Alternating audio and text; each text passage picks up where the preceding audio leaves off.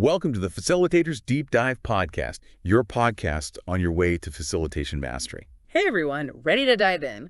Today we're tackling narcissism. What it is, how it pops up in our lives, and why it feels like it's just everywhere these days. Yeah, feels like you can't get away from it. Right. So to guide us, we're going to be using Surrounded by Narcissists by behavioral expert Thomas Erikson. Think of this deep dive like your cheat sheet to understanding this whole narcissism thing. And maybe even spotting it, out in the wild. Or who knows, maybe a little bit in ourselves. Ooh, that's a good point. Self-reflection is always healthy, right? Absolutely. One of the first things that jumped out at me in this book is right in the intro. Erikson throws out this statistic. Research suggests that up to 4% of the population might actually be psychopaths. 4%? That's a lot more than you'd think, right? It is, but here's the thing.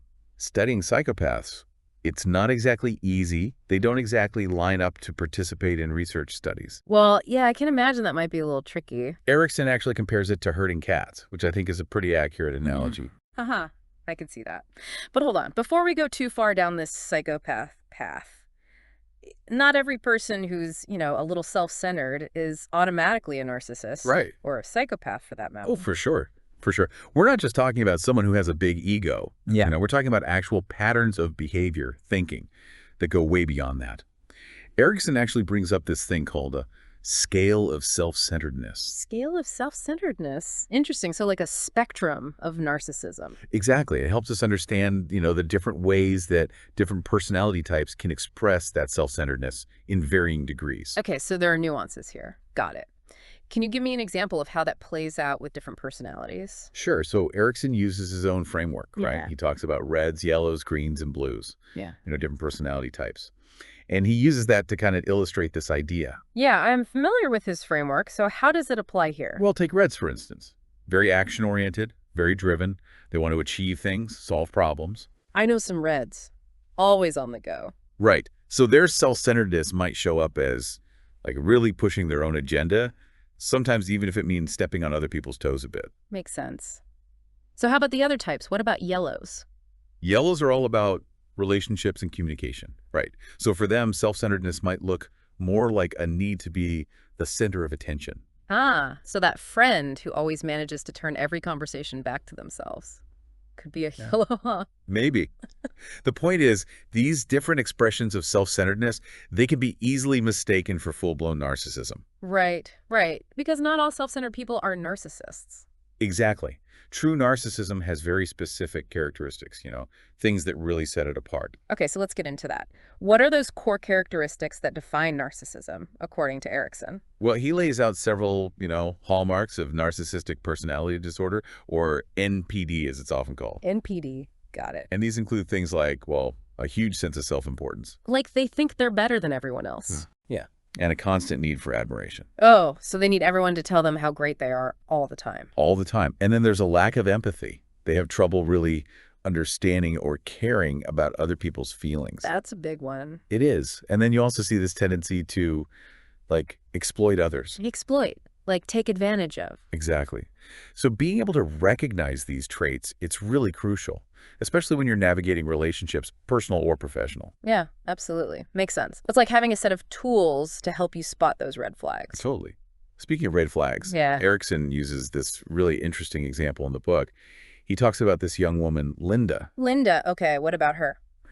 On the surface, she seems totally normal, average person. But as the story unfolds, you start to see these manipulative tactics, this sense of entitlement, and it becomes clear there's a lot more going on beneath the surface, like a much deeper narcissistic personality. Wow. It's kind of scary to think about that narcissism can be hidden in plain sight like that. Yeah, it's a good reminder that narcissism isn't always about grand gestures or being obviously arrogant. It can be masked by behaviors that seem totally normal. So how can we tell the difference? What are the signs we should be looking for? Well, that's where things get really interesting. It really makes you think, Yeah. How often are we missing those subtle signs? It really does. It's not always going to be obvious, right? Right. Those little patterns of manipulation, self-centeredness, even when it seems, small. Small, yeah. So that leads to a bigger question, right? Is this just an individual thing, or is there a bigger picture here? Oh, that's a great question. That's where Erikson brings up this idea of cultural narcissism, this idea that some parts of our society actually encourage narcissistic behavior. Cultural narcissism. So, are we talking about the whole influencer culture on social media, that kind of thing? Oh, absolutely. Social media is like the perfect breeding ground for that. It really is. It's like this constant pressure to show off this perfect image of yourself. Yeah. It's like this echo chamber where everyone's just trying to get validation, Yeah. presenting this idealized version of themselves. Totally. It feeds right into that need for admiration that's so central to narcissism. Exactly. And it's not just online, Erikson uses some really interesting real-world examples. He even talks about, get this, car design. Wait, car design? What do you mean? How can cars be narcissistic? Well, he argues that the way car fronts are designed, they're becoming more and more aggressive, more individualistic. Oh, I see what you mean, like the big grills and those really sharp headlights. Exactly. He's saying it might be a reflection of this broader cultural shift towards self-centeredness, this need to stand out from the crowd, even in the way we design objects. Okay, that's a really interesting way to look at it. It's almost like narcissism is seeping into, I don't know, every part of our culture. Yeah, it's kind of everywhere, isn't it? So it makes you wonder, what does that mean for us, at an individual level? Yeah, that's a big one. What can we do about it? It can feel kind of overwhelming, right? Where do you even start? I know, right? But here's the thing, and this is what I really appreciate about this book. Erikson doesn't just leave us hanging, oh, it's terrible out there, too bad. Right, there's got to be something we can do. Exactly. He actually gives us some real tools, strategies for how to navigate this. Yeah. And it starts with boundaries. Boundaries, okay. So learning to say no more often, is that what you mean? It's a part of it, yeah. But it's bigger than that. Narcissists, they really thrive on pushing those boundaries. Taking advantage of people who are always willing to give. Yeah, they're always taking. Exactly. So setting boundaries, it really means learning how to protect yourself. Protect your own emotional well-being. So it might involve saying no more often, but it's also about recognizing when your needs aren't being met. Yeah. Yeah. And being willing to step back from situations where you're being taken advantage of. Okay, so it's about recognizing those patterns of manipulation that we were talking about before, being able to spot them early on. Exactly. The faster you can identify those tactics, guilt tripping, gaslighting, playing the victim. Oh, yeah, those are the classics. Right? The better you'll be at, disengaging, not getting sucked into their drama. It makes sense, but I gotta say, it's still kind of disheartening, Think about all those manipulative tactics that are out there. I totally get it. But I think the important thing to remember is that knowledge is power, right? Yeah.